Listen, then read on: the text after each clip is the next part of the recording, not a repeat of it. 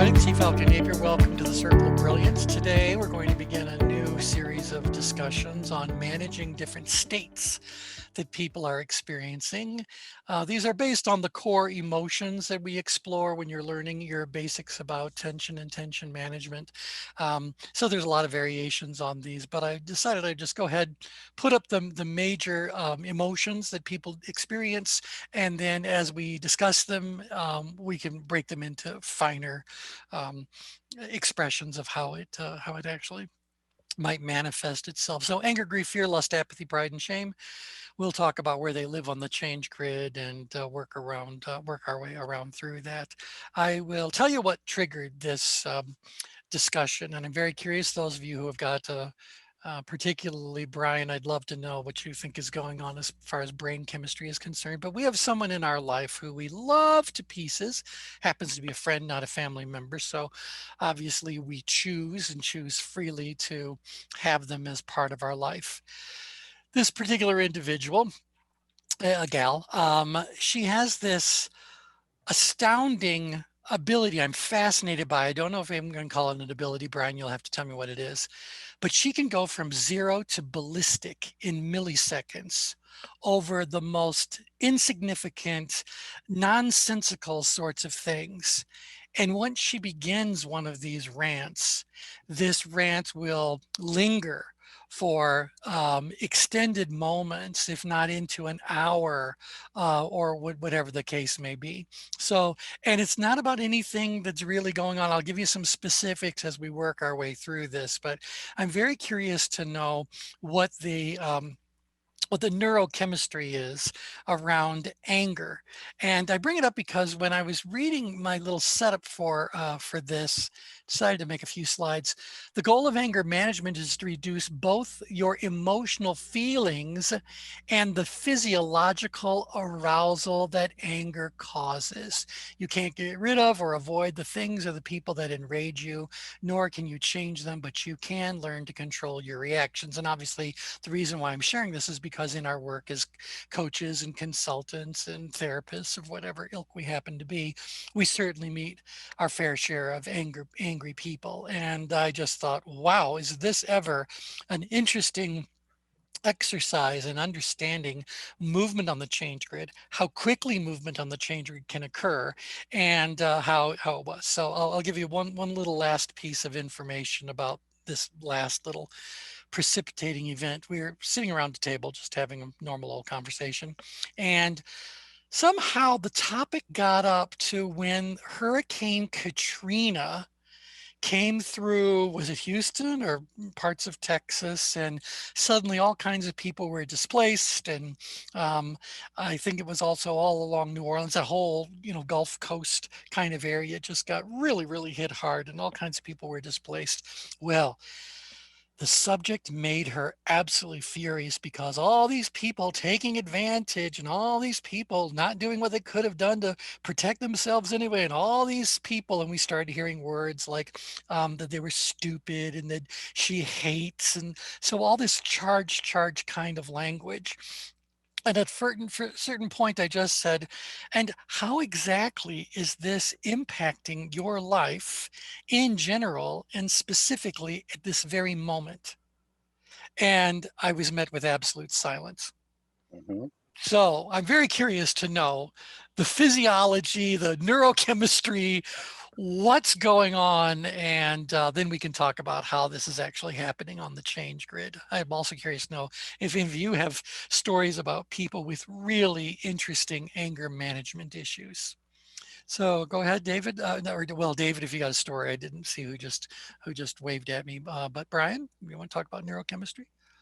Yeah, that's a interesting dynamic because I think when we talk about the emotions, one of the things I said is a distinction that is studied when it comes to emotions is emotion response and emotion feeling.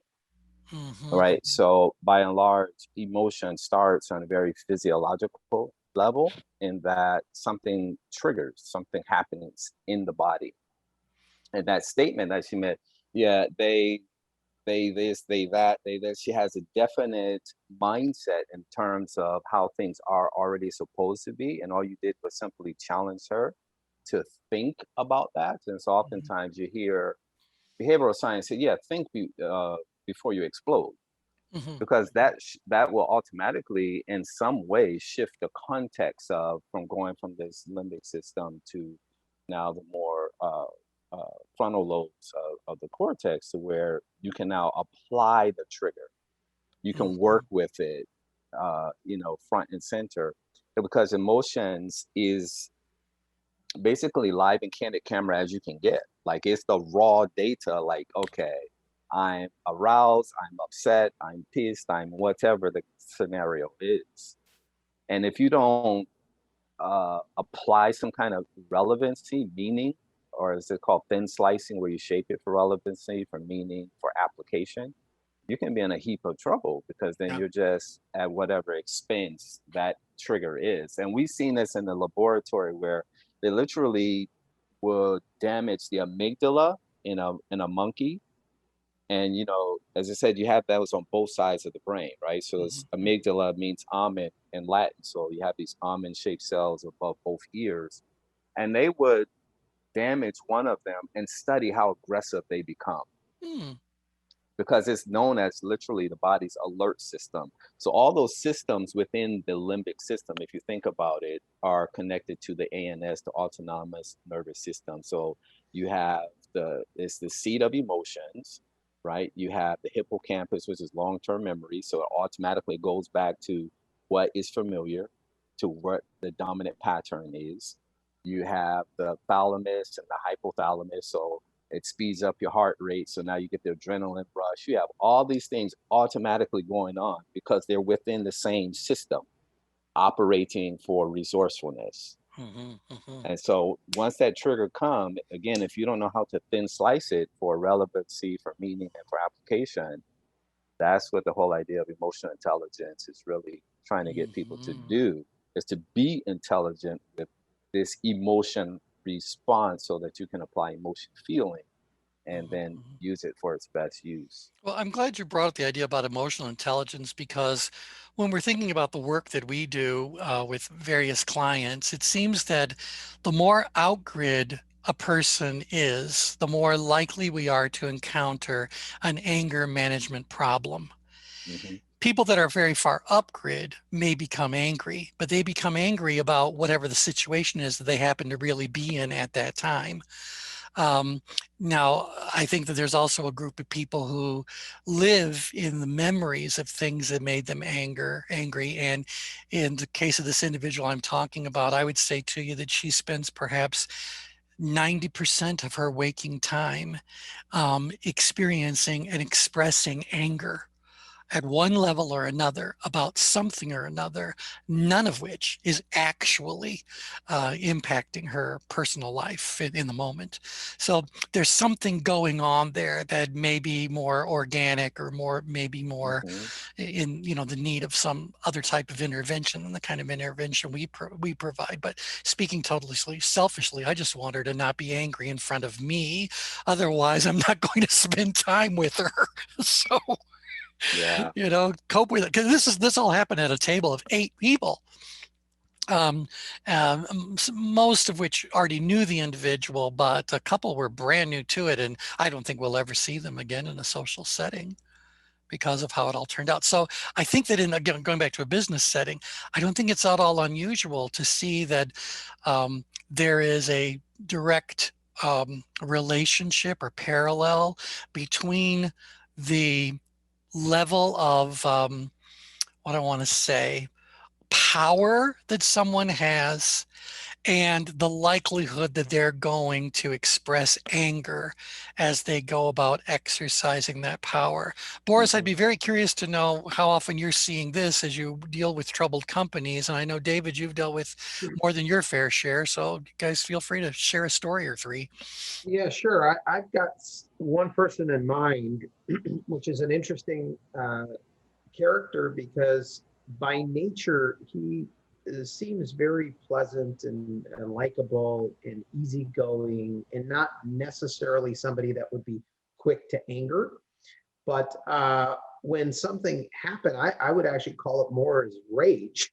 I Okay, yeah, yeah. He would like absolutely totally explode. And I could see that the person knew what they were doing was inappropriate, was, just out of tone, but they couldn't stop themselves. That was the part that I'd love to hear Brian's take on this, but that was the part that was shocking to me, is you could tell the person knew what they were doing was completely wrong, and they should have been able to stop themselves and moderate, and they couldn't. They physically couldn't stop themselves and continued to rage. And then, came back and apologized literally a day later, but that didn't matter. Right. Because unfortunately, the abuse has already happened. That's right. And to be exposed to that level of rage is abusive, whether or not the rage is directed towards an individual or not. To be in the environment where rage is allowed to live is to, become, what do I say, codependent and, an enabler of this behavior. And see, that's the interesting thing, because remember, as the body's alert system, when the amygdala is activated, there is no reasoning going on. It's designed literally to marshal all the resources from the adrenal glands, literally, to the extremity so that you can fight or flee. So if you ever notice, like when you're truly, truly upset, like at a funeral or something like that, you ever hear people say how difficult it is for them to eat? Like even if they try to eat food, they'll feel like a lump is in their throat, because your body is lacking the resources, literally the energy to digest food. So when the amygdala and those systems in the limbic system is initiated, there's no reasoning. That's why you have to jump out of the limbic system to think about what it is that you're doing. You have to train yourself to do that, because without that, you're just at the whim of whatever that trigger is, and it's often, as you said, it's often reverting back to some memory. I used to have this all the time when people say, yeah, you're just like your father. And that triggered you? Yeah, it triggered me, because I always, I'm not trying to dance on his grave, but I always consider my father. They would say I look like him. And I know I don't look like him per se, because my father's a product of a biracial relationship, so he's very fair skinned. I'm darker skinned. But when they used to say that, and I always consider him to be just like a really mean person, like we couldn't bring home a C, was you're a slacker. So it's all those kinds. So I don't have really good memories of him. So when people would say that, that would trigger me automatically. And then my grandfather would point out to me, okay, yeah, but you're being just like the person that you say you're not. Oh, thanks, Grandpa. Yeah, exactly. So that would get me to think about, oh, wow, okay, yeah, he's right. He's right. I am being exactly like the person that I say I'm not. Yeah, go ahead, David. I was going to say, I think some of this is, conditioning. Yeah, exactly. I run into my share of people who, and myself included, I had a father who was, he was born in 1913 and grew up on a dirt floor farm. That boys were disciplined physically, and girls were protected and revered, and all of that. But I think some of this is conditioning with the leaders that I run into. But I honestly think, and maybe this case T that you're describing, maybe it's an issue of brain chemistry. I agree. I tell you, on more than one occasion, I have said, you need to take a pill. Right. Which is why I was curious to know about the neurotransmitters. Is anger something that tends to arise in an absence of serotonin, or in the presence of these fight or flight situation, so the adrenaline or whatever? Let me slide something into the screen, because I just want to throw this in there.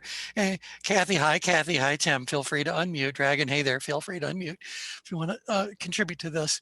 I just want to remind you guys that when we teach the most basic level of tension management, and we're talking about the 5 levels of tension, this is what we say about stress. And so far, what it seems like we're talking about is that there's a difference between the stress that the anger that we encounter up grid versus the anger that we encounter out grid. Right. Now, by the time we're done, I'm going to say there's also anger in grid and down grid, because really we're now looking at the dark side of the change grid, where the 4 danger zones all come together. And again, if I have to repeat another million times, I will, but these places are neighbors. They are not far apart. But let me just quickly review this for you guys. So up in stress, the individual's level of ability is extremely low. Their perceived level of challenge is extremely high. Their head's going, I know I need to do something. I don't know what to do. Just tell me what to do and I'll do it. They're in a panic state. Emotionally, the emotions they're experiencing tend to be of the unresourceful variety. That means they tend to distort reality, feed upon themselves, and are likely to continue to grow in the expression of that emotion if nothing intervenes. So an angry person is likely to become angrier unless something happens to reduce physiological activity or emotional activity. So the emotions we find up there aren't just anger. There's also grief and fear, shame. Shame appears multiple places on the change grid, but there's shame up there for sure. To what Brian said earlier on, there is no real thinking that's happening up there. Well, reasoning abilities become emotionally ruled, and the emotions that ruling the reasoning abilities are those unresourceful: anger, grief, fear, and shame. So reasoning is about how we go about figuring something out. And when you're up in stress, you don't figure things out by looking at all the facts and figures and details and truth. Instead, you are likely to grab hold of whatever supports that emotional state. And so anger, grief, fear, shame, etc. So emotionally ruled reasoning abilities, decision-making becomes very reactive. Therefore, and maybe it needs to be, if you're up in stress, you could have a real physical threat in your presence. This is not the time to form a committee to study the situation. This is the time to like do whatever you got to do. Get out, get out. So just because you're reactive doesn't necessarily mean that the decisions that come out of that reaction are bad. Sometimes those reactions are driven by primal understanding, if you will, of what's going on in your immediate environment. And so maybe that instinct is what's saving you in that particular case. But you don't believe you got very many resources available to you at all. You're feeling very much out of control. So you can end up doing a lot of things that are being counterproductive. Speaking specifically about anger in the basic levels of training, I say that anger and something else walk hand in hand. Who among you can repeat that phrase? Anger and what walk hand in hand? Pain? Anger and pain walk hand in hand. So anytime we encounter anger, we know that at some level that person feels that they have been physically, emotionally, or intellectually wounded. So if you insult somebody, they're likely to become angry. If you strike somebody, they're likely to become angry. And so anything that happens emotionally, intellectually, physically, that results in pain of one variety or another is very likely to lead to anger. Anger and pain walk hand in hand. You get out of bed in the middle of the night, head to the bathroom, stub your toe. The emotion that you experience at that point in time is anger. Touch a hot stove, you become angry.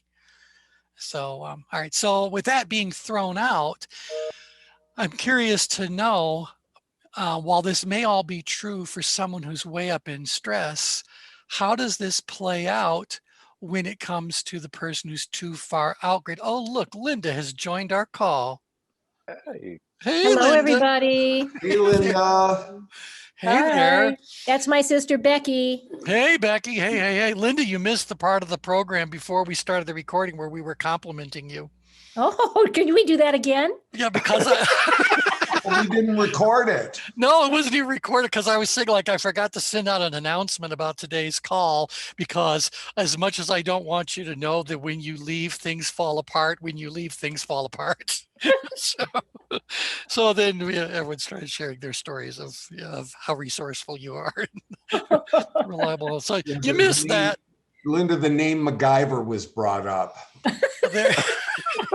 See, now that's the kind of show Linda watches, right? So she gets the reference. She definitely gets the reference. Oh, goodness. Anywho, so Linda, we're talking about the 7 core emotions, and we're starting off with anger. And without naming names, I shared that you and I have someone in our life who lives in a constant state of being angry about something or another. Yeah. And she vents it towards her husband over the most pity, just there's a whole bunch of nothing, but oh my goodness. And so we were talking about how at a certain level, the anger is allowed to continue because people don't confront it or don't whatever. And we're about to start talking about how we, in the roles we all serve, can deal with someone with an anger management issue, and where it is that we need to hand it off to another type of professional to deal with. Yeah. But yeah. So anyway, Brian, what Yes. you were describing as far as the amygdala and all that, that should very much resonate with what I've just said about stress. Yes. Yeah. Because David hit it the nail on the head, so to speak, in that much of it is in fact conditioned. Like you have to train yourself to be that angry for it to happen that quickly. Because remember, the way that all neurons communicate with each other, it literally has to fit like lock and key. Mhm. So behaviors, although we might Oh, no, I'm not not gonna do that. mean to say something, we might not mean to act a certain way. The only way we can act out is if there's a match, there's an association. And so those things, when people get that angry, that's part conditioning, but it's part of the neurochemistry, in that that's Mhm. the what's part of the default mode network now. So that's just the pattern, that's what I call the app, the association, the pattern, or the programming, so to Mhm. speak. Mhm. Right. That's the strongest, and that's just what they know to do. Brian, I'd be interested in hearing what you think about is an appropriate reaction Mhm. to somebody in that state. Like as a bystander in that interaction, what's the best way to support it? Because I think, you can easily continue to enrage them and get them Right. angrier, right? Yeah. So you don't want Become to do the that. object, right? You don't want to become the object of their wrath because they're looking for somewhere to direct it. So Well, T, I think you did it perfectly. I mean, when you said, how is this affecting you or us at this moment in time? Exactly. I think you did it perfectly. But the thing is that that just sublimated the anger. It didn't erase the anger. yeah. But it So- got her to move out of the limbic system, though, because remember, that's more reactionary than it is courting a response. Right. And that would have to be repeated over time for her to now build new synaptic connections that become the more stronger association. Otherwise, you're just going to see it somewhere down the road again. Anything could trigger it. Yeah. Just like a song could trigger something in us, or a TV show, or someone could say something to trigger. It had nothing to do with what's going on. But again, the limbic system houses the memory, long-term memory. So all these things are all associated. And the brain is always looking to preserve and conserve energy. So the strongest connections always get the win. And we're literally designed to feel emotions first. That's why you can touch a hot stove and not have to sit and think about, oh, I'm touching a hot stove. You can respond. So we're designed to give emotions the upper hand. And so to Boris's actual question, it sounds like that overall you not fix it, but you intervene by doing something to move the person into their cortex. Yeah, so you do So how would you- context. I think psychologists call it context shifting or shaping. Okay. Like you help change the context. So in other words, if emotions are live and candid camera, you have to move that. And I think you learned this in NLP, right? The things that are close to you gets the heightened attention, whereas things you can move it further away in your mind, and all of a sudden it loses that same relevancy. The same stinging factor is not there, but it's there, but it's not the same stinging factor.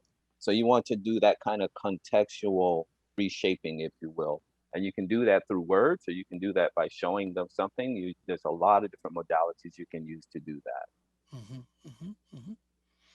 So T, this is Tim. As it causes me to think about Dr. Daniel Kahneman's book, Thinking Fast and Slow. And it resonates with what we're saying. And he talks about the brain as two separate systems, the fast brain and the slow brain, and the fast brain being that part of the brain where the amygdala is located. And so what he suggests to us is that we become intentional of engaging the slow brain, which is in the prefrontal cortex, as he describes it, and encourage us to do more of the thinking, which, as I'm listening to the dialogue, I'm thinking that we are then engaging the logical aspect of it, the thinking, so that the questioning or whatever the maneuver is to get the person to shift is done in a way that it slows them or moves them away from the emotional reaction into beginning to think about how they're behaving and how they're responding or reacting in anger or whatever the emotion may be. Yeah, That's very 'cause- interesting. Yeah, because emotions operates, I think, those systems in the limbic system. Think about these are things like, again, it regulates heartbeat, your breathing. So these things, in terms of how they process information, operates like 10 to 20 times faster than cortex. So that's why it can go instantly, ballistic. But to slow down, to think about it, now you're at a whole different level. And I think that's where people like Einstein said you can't solve a problem on the same level of consciousness in which it was created. So you go above it, and that requires you to slow the brain down so that you can see other aspects of it, or at least from a creative perspective and context. T, I have a question. Yeah. If we were going to apply downgrade maneuvers to someone in anger, how would we normalize it? I think that it would have to be something. I would only normalize it if I thought that the situation they're in was one where other people have been, and other people became angry when they were in that situation. Then I can normalize it and say, all right, let's say someone got passed over for a job and it made them angry. Well, they're not the first person who's ever been passed over for a job. And so I can understand that they would feel angry about that. So that, I think, is a normalizable kind of a situation where, when I think about this friend of ours who's just gone wildly ballistic about something how long ago was Hurricane Katrina? I mean, it's been years since this happened. So I don't know that I could normalize that one as easily. Can any of you think about a way to normalize something from the distant past that, by the way, didn't even affect them at that point in time either? So it's all vicarious anger. Anyone, would you normalize that, or which other downgrade maneuver might you want to pull into play? I can't think of a way to do it. Yeah, well, and I think that's, to Brian's point, what I think what we're really doing is we're restoring a resource. So the downgrade maneuvers, again, normalize, simplify, restore resources, add resources. They've lost their ability to tap into their logic. They've lost their ability to make a distinction between what is and is not happening, what is and is not impacting them. And anything that we can do to move them out of that limbic response and more into a logical assessment, get them into the present moment, the real present moment, I think we're restoring a resource, because they went off on a wild trip, time to come home. Right. And so I think that's probably what I would do. I still think your friend suffers from a brain chemistry issue. I agree. And that's why I said, now we're talking about a downgrade maneuver as in adding a resource. If there was ever someone who needs pharmaceutical intervention, I am telling you, and it's not just me, I'm sure everyone has got someone in their life who seems to, and it's very sad in many ways that, can you guys imagine what life might be like if you woke up and 90% plus of every moment of that day was going to be spent experiencing anger of one level or another over a whole lot of nothing? Has to be exhausting. Has to be exhausting to not only experience, but to be exposed to. Yeah. Yeah, she might lack or have low levels of serotonin. But serotonin tends to draw people in, whereas often anger is the result of something forward-facing. So something typically external that it's easy to lash out. You see that in bullying a lot. Yeah. Well, in fact, I was speaking with Diane Bufflin about this. Diane sometimes joins our calls, but she's another one of our medical and psychology, prose. And I said, so Diane, what would you be prescribing? And she said, well, she could certainly benefit from something that would help her with serotonin. But apparently there is a medication specifically designed to interrupt the rapid escalation of the reaction. And I Right. thought, and I can't remember what it's called right now, but really, this friend who we love her, we would have abandoned her long ago. To think that she's one pill away from having a very different daily life. Now, again, I wanted our call to be more about what can we do inside of our practices before we would hand off to another individual. But I promise you, we've known she needs to be handed off to another individual long ago. But she's absolutely unreceptive to that. So what can you do? The problem with any of these medications used for brain chemistry is that none of them are fast acting. Well, I guess suppose the adrenaline would be fast acting, but all the rest of them, you can't just drop it in their water and expect to have a pleasant evening. So Right. it doesn't work Very that way. funny, T. No, Very but it's true. It doesn't. They have to take it for weeks Yes. sometimes before it's going to have any real impact on what's going on. But nevertheless, we fully recognize she needs that, which then again now brings up another question. So let's say your client is not this individual with the anger management problem, but is instead a friend, a coworker, a family member of someone with an anger management problem. Or to Boris's situation, what if you're one of these poor people who has to be exposed to this individual's ballistic reactions every time they occur? How do we counsel those individuals on what they can do? Do you remember that story that you told? I think it was you that told it, about the owner of a factory who was, would come in every day unshaven and was angry and cantankerous and, really drove a hard day and everything. And then at night he would go home, he would take a shower, he would shave, and he would have a nice, lovely evening with his wife.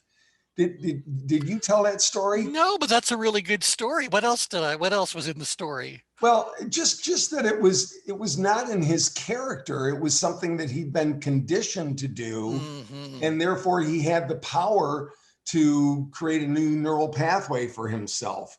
But Yeah. some people are like that in every circumstance. Right.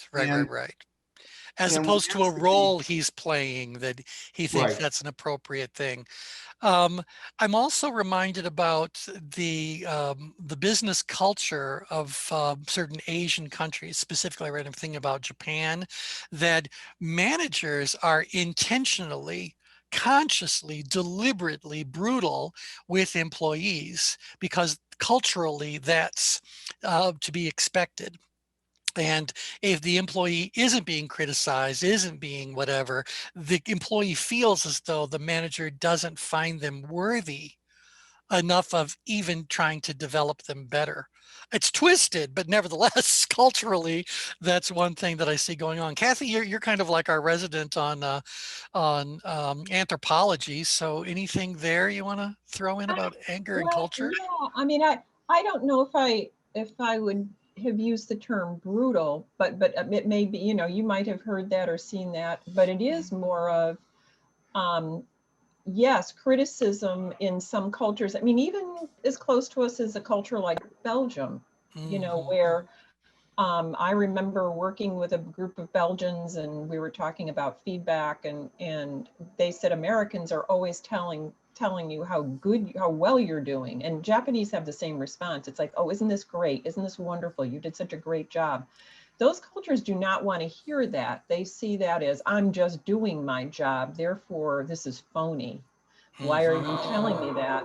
And so to hear the criticism is, I care about you, I want you to do better, and therefore I'm helping you. Although Asian school children are not treated that way based on studies that I've read, but it might be in some corporate cultures that that's the case. But it's more of a criticism versus that's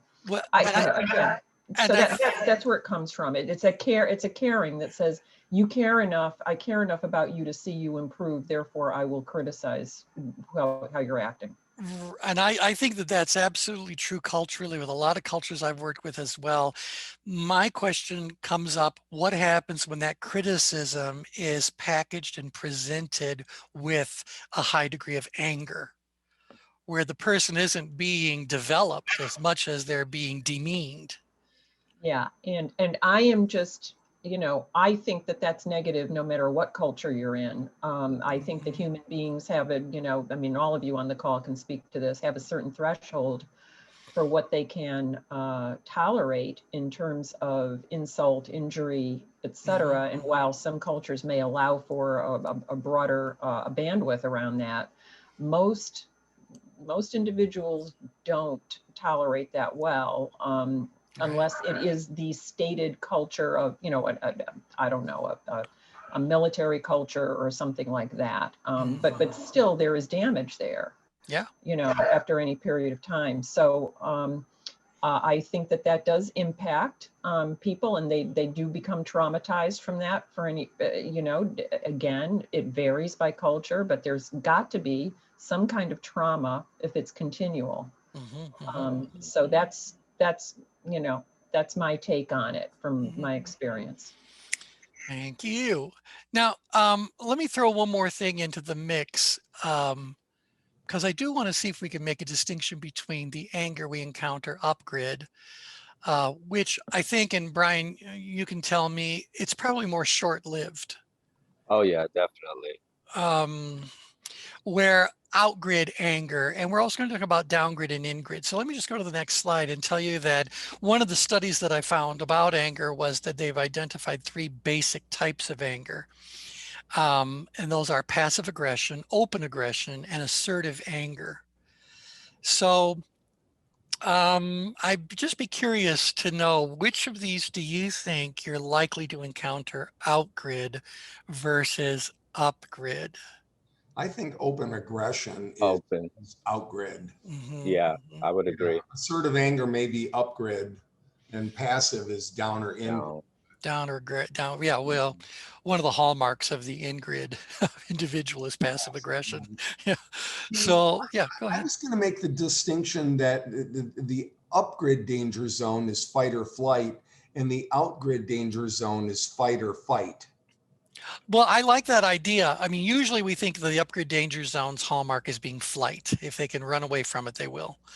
But I also think that, sooner or later, if your life's on the line, you're going to fight. Well, however you can. But I don't know that it'd be your first choice if you're upgrid. I believe your first choice if you're upgrid is to flee. Now, if you're outgrid, I think that your first, and as you've just characterized, it's second, third, and fourth choice is to fight. Yep. So yeah.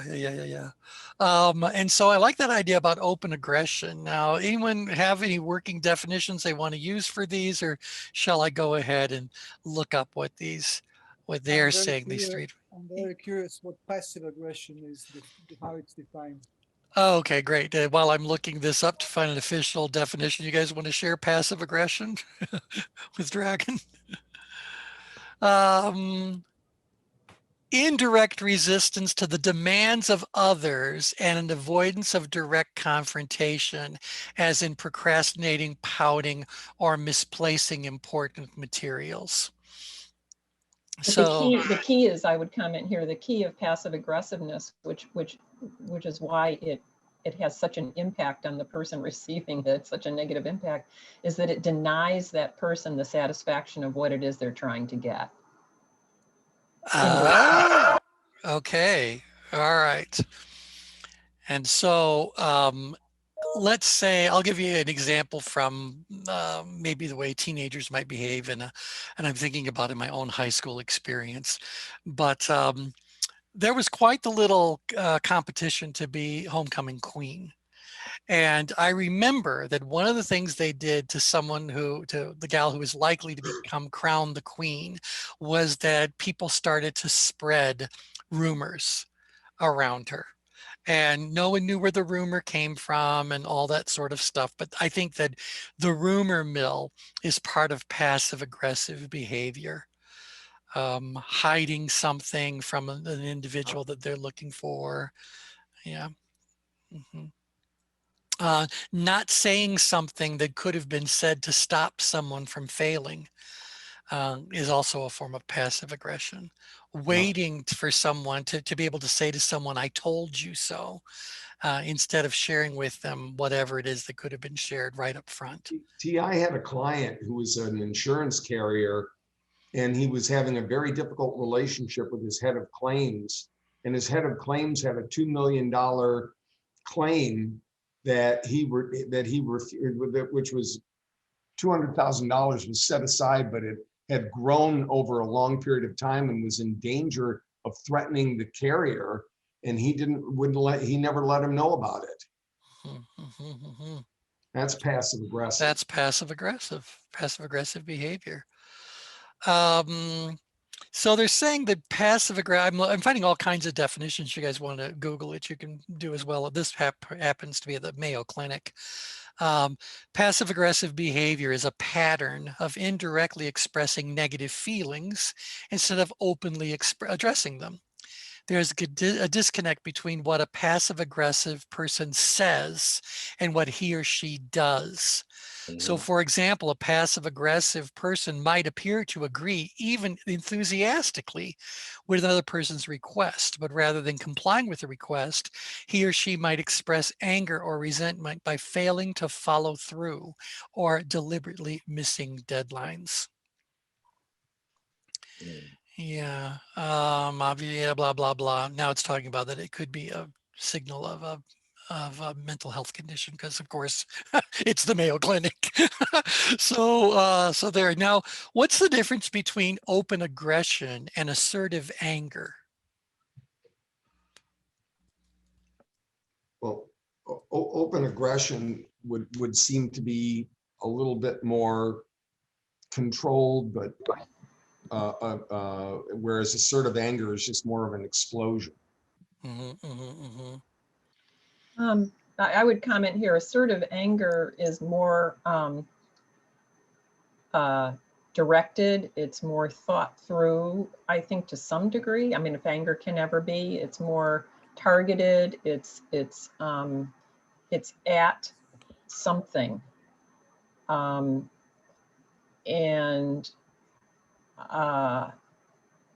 Yeah, I think it's more about the targeting. The open aggression, to me, is more of a responsive kind of reaction to something, whereas assertive anger is more about a specific situation and is, asserting oneself about a situation or about a thing. I mean, that's how I see it. I don't know if that's clarifying or not.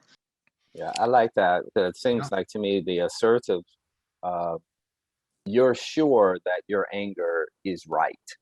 Like you're sure that there's whatever this expression is valid, and you can probably prove that is valid.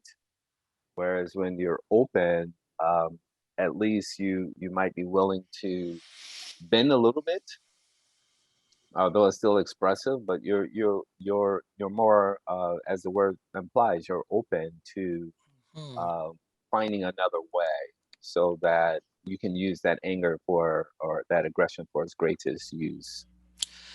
That's interesting, because I found one little website, and again, I don't vet these websites. I do a Google search, and whatever looks interesting I look at. So take this with that in mind. But there's this website called yourlifecounts.org. Right there, I have a problem with the name of their website, so who knows? But nevertheless, yourlifecounts.org. But they give these definitions. Passive aggressive, many people don't like to admit that they're angry because they don't like confrontation. This is called passive aggression. This comes out in things like becoming silent when you're angry, sulking, procrastinating, pretending that everything is fine. Passive aggression comes from a need to be in control.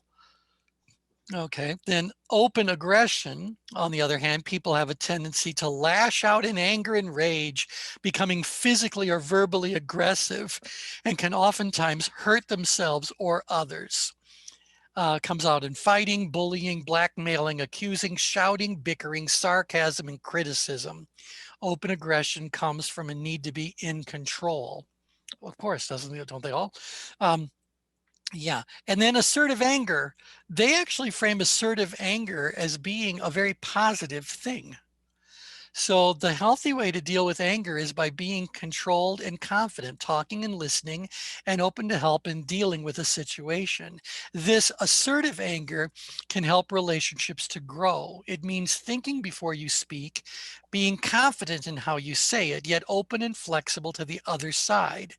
It means being patient, not raising your voice, communicating how you're feeling emotionally, and really trying to understand what others are feeling. When you deal with anger assertively, you demonstrate that you are mature and care about your relationship and yourself. Seems to be lacking context. Because I would have thought that assertive anger took open aggression to the highest level. Right. T, as I was describing it earlier, that's kind of how I saw it. Yeah, right. I saw a certain, no, I didn't, I saw open aggression as being much more damaging.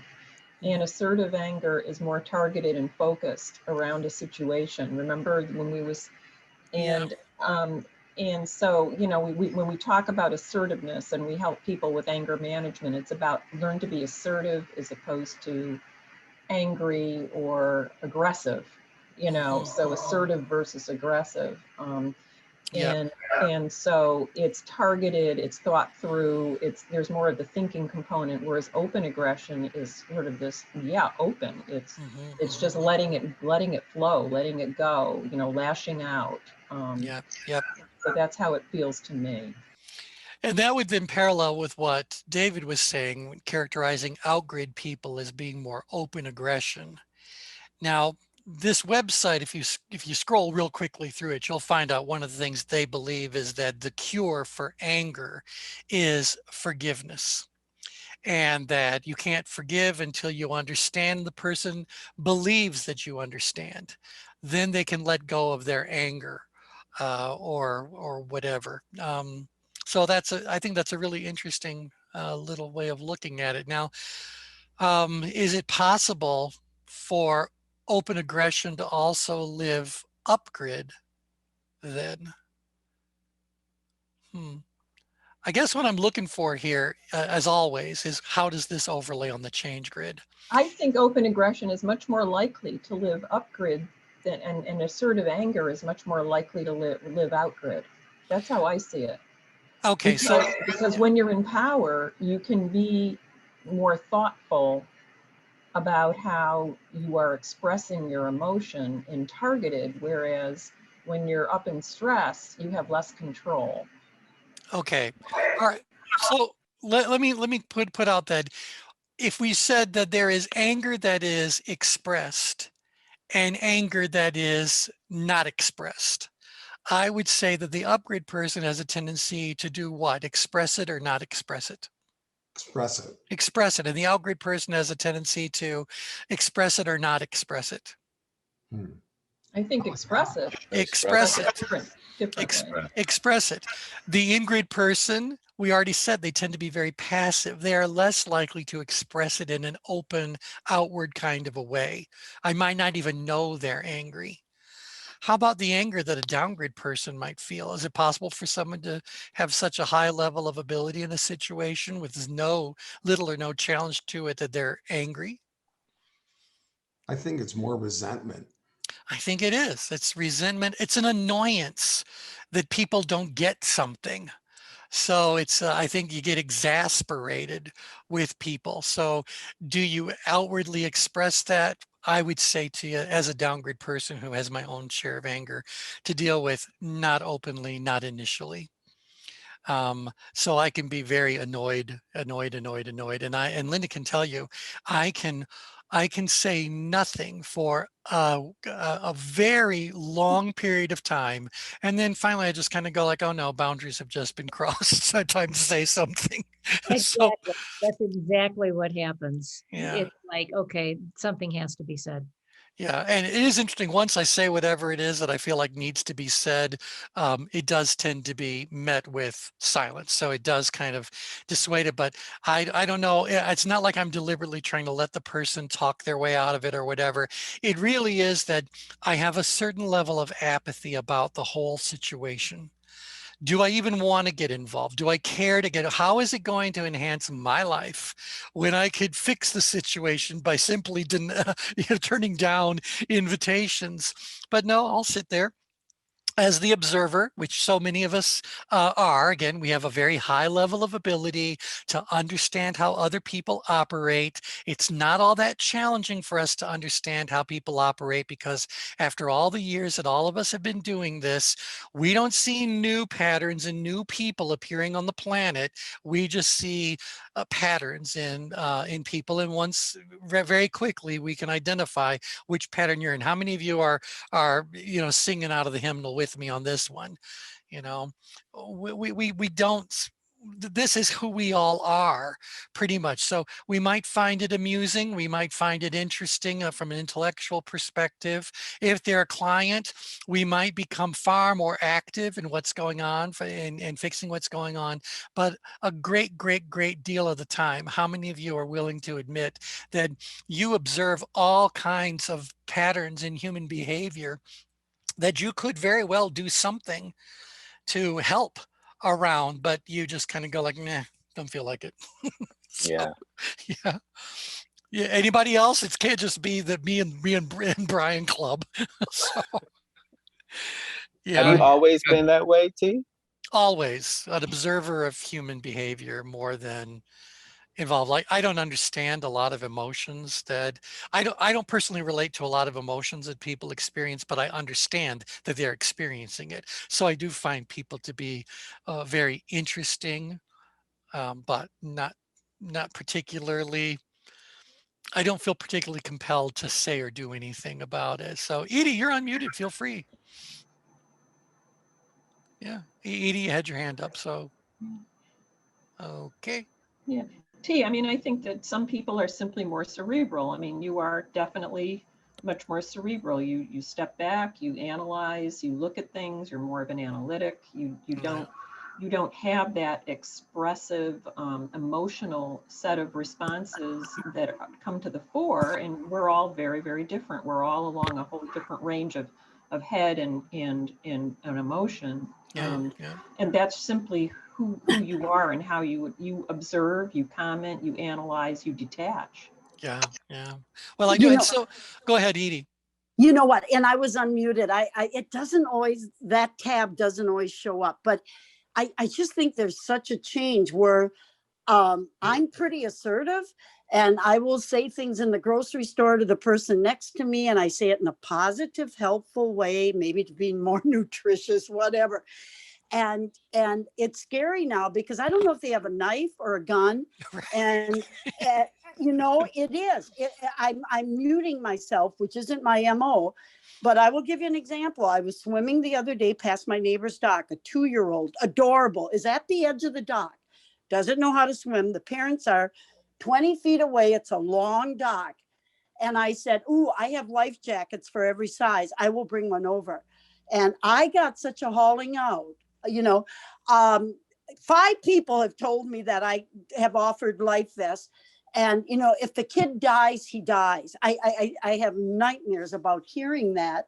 And, but he's a good old Southern boy here, and there's no rule, and I'm not going to harness my kid in a life jacket. I'll let him die, but I won't. Do you know what I mean? And I think we live in a world now to be assertive is now, he didn't start bringing his shotgun out, but if I do it again, I think he could. And so I think I'm learning to mute myself more. Right. Yeah. Dragon, we do not all own guns. No, but it's an excellent. But it's and I'm ex-military. Yeah. It's, There- it's an excellent That's point. the dragon half of us do. Right, there you go. Yeah. All right, yeah. Okay, Drew. Yeah, Dragon, go ahead. What were you saying? No, I just like to say it's really a very, very crucial and excellent point because I think it's not just there. I see it here also. They call it here, the people have a short fuse. Yes. Mhm. So touchy, and you're basically not allowed to say anything anymore. So unfortunately, yes, I'm sure that many people are, as you nicely put it, muting themselves, which is not really nice for development. Right. It's a sad, and maybe dangerous, yeah, something happening. Yeah. Yeah. Well, go ahead. I just wanted to, yeah, go ahead. Sorry, T, I was just going to say, I do have to hop off in a minute, but I wanted to say something. You bring a good point, which is as I've gotten older, I've noticed myself saying to myself when I see these situations pop up, oh, it's not my place. Like, you know, where younger, I would have gotten involved and said something. Now it's like, it's not my place. I shouldn't get, you know, all internally up into this situation. 'Cause Right. who knows where it's going to go? Yeah, but particularly since, you know, I'm giving this as a gift to everybody when I say we've all been doing this kind of work long enough that if we haven't learned plenty of ways to manage our own level of productive tension and apply those kinds of things, then you feel free to give me a call, because I think that's also part of what's going on. As you mature, you kind of are better at regulating your own reactions and responses to things. And you do ask yourself, is this really worth doing? Is it really? So to me, that's what anger downgrade is all about. You're still annoyed, but you're not disturbed. You know, you're nowhere near a threshold of activation for saying and do anything with that anger. So it's this very quiet, simmering sort of anger that's happening. So again, it's on the stove. It's just gently simmering. And Right. T, I think we also have to look at the cultural thing. I lived in Japan for a while back in the 60s, where everything was height. You said yes, there wasn't even no in their vocabulary. But in the South, I mean, I have a problem with my better Southern girlfriends. They're so dang passive aggressive. They're not honest. They're not, you know, they have been taught to be polite. Oh yeah. And that is to stab you in the back but smile at your face. And being from Wisconsin, I will say one good thing: there's more than beer and brats. I think basically people are pretty upfront there. Yeah, I like it. Yep. Yeah. Because you think about where the cultures that came that actually ended up populating Wisconsin and Minnesota, Right. and that whole area. You know, you've got a lot of the Scandinavian kind of influences going on.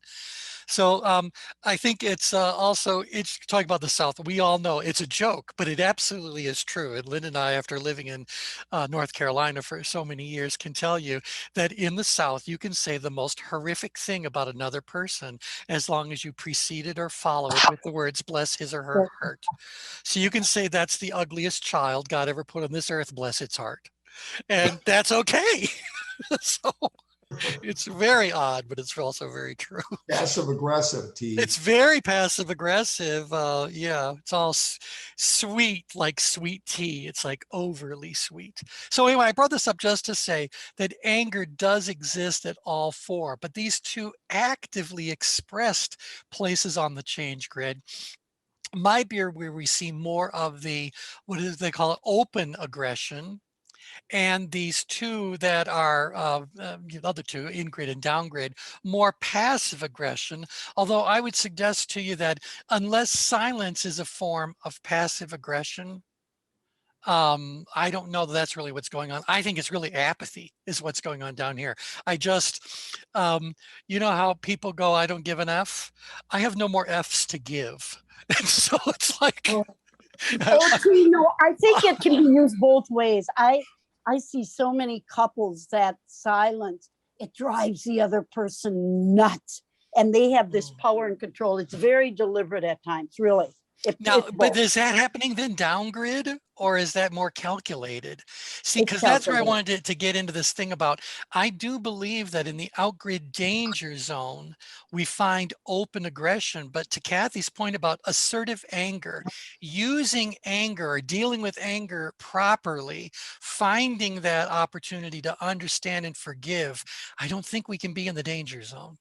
I think that's happening here a little bit more. Perhaps it's the amiable driver energy that is the true pro at assertive anger, because that being in power, that being a little bit of a driver is enough to keep the person focused. But keep in mind that the amiable driver accomplishes their outcome by focusing on people and how people are involved in something. Mhm. So yeah, so that's what I'm thinking. So Kathy, I don't know if you want to chime in on that, but that's only the distinction I'm making is I think Yeah, I totally agree. I mean, and when I was speaking about outgrid, I was not including the danger zone there. right. Yeah. And yeah. see, now we can say that assertive anger is actually as part of the skill set of someone with emotional intelligence. So because Yeah. remember, emotional intelligence, we said this particular area. Driven driver might be too far out grid, but that's what I'm thinking here. It's going like, look, people feel what they feel. And to Brian's point, it's not necessarily something that in that moment is completely under their immediate control. They have to learn. They had to learn to end up feeling that emotion. They also have to learn how to manage that emotion. So I think it's that amiable driver who is probably going to be the most productive energy around that whole working with assertive anger. So these This are is in-grid maneuvers to get somebody out of that danger zone. And mhm. that's what I'm thinking is that, we look about the in-grid maneuvers. Well, the in-grid maneuvers involve a whole lot of introspection. Yeah. So, this is about a person. We want you to reduce the risk. We want you to do something to turn around and look at there are people that are impacted by what's going on. So I think a lot of that work we're doing in terms of in-grid maneuvers is all about assertive anger. Now, I think the difference is that it seems that when they're talking about assertive anger is how you are handling your own anger, as opposed to a facilitator managing a dialogue around that. So I think there's a big difference between being the person who is actually experiencing some anger and dealing with it assertively versus the person who isn't experiencing any anger whatsoever, but is simply there to fix it. So Yeah. This yeah. is interesting to me because I'm beginning to imagine how this impact different industries Mhm. in different workplaces. Like finance industry that says that two emotions tend to guide in terms of greed and fear that guides the Mhm. financial markets. And so I Yes. imagine that's uniquely different than like the healthcare space. And now you have this remote issue coming into play too. So this is quite fascinating. Yeah. Yeah. I think so. I very much think so. So I just wanted to bring this up. And by the way, I'm open to any subject you guys might want to pour ourselves into. But I thought doing a bit of a deeper dive into how we go about managing not just anger, but all of these core emotions could end up proving to be very useful in the work that we're doing with our clients. And I wanted to talk about anger first, because to me, that's the one that I think is most destructive most quickly. There are others that are even more destructive, but they aren't quick acting. So I know that if an employee is in an environment where anger is allowed to be expressed without consequence, that's a very toxic environment. Mhm. And that's a very big problem that I think a lot of times we find. How many of you ever come in as the person who's trying to fix things Oh, and yeah. suddenly you become the object of the person's wrath? I can't tell you how often I've said, you can fire me, but you can't fire the truth. Yeah. So it'll be here to haunt you long after I'm gone. So, Was there anything dealing with anxiety on the list? yeah, anxiety falls into the category of fear. Okay, okay, because that's a So, big yeah. one. That's a public health issue right now. Some recent research I saw, I think it said that millennials in particular is the largest um, workforce demographic now, Oh, wow, and they're suffering from a lot of anxiety. Some of it sure. that was, certainly brought on from the pandemic. Yeah, in fact, I think we're going to find that anger, or rather anxiety, has elements of fear to it and also elements of lust with it, because it's the wanting of something to be different than it can be, but you can't really do it. And what happens if you can't, blah, blah, blah. Because I know that among the millennials and the even younger populations, that whole idea about having a strong and positive social media presence, there's a lot Mhm. of anxiety around having that, maintaining that. And then, of course, if something goes wrong, well, now what? Now the fear comes into play. So I think there's a lot of anxiety connected with both fear and lust. So, yeah, and maybe even some shame. But shame appears in all danger zones. So we'll talk about that as we work our way around it. The real question is going to be, do all of these have an expression in all danger zones? Mm. So that's what we're going to be looking at. Okay, anything else for today? Not pride. I don't think pride. I think pride is the one that saves the day. Saves the day. Of course, we'll be talking about some variations on pride, like arrogance. Now we got another issue that's coming Yeah. into play, but the pride in its true essence is no, it's the cure. It's the cure. Pride-based living, pride-based management, pride-based leadership, pride-based whatever. Okay. All right. So we'll pick up where we left off on Thursday. So thanks everybody for joining in. Take care. Bye. Thank you. Take care. Bye. Very enlightening. Glad you liked it.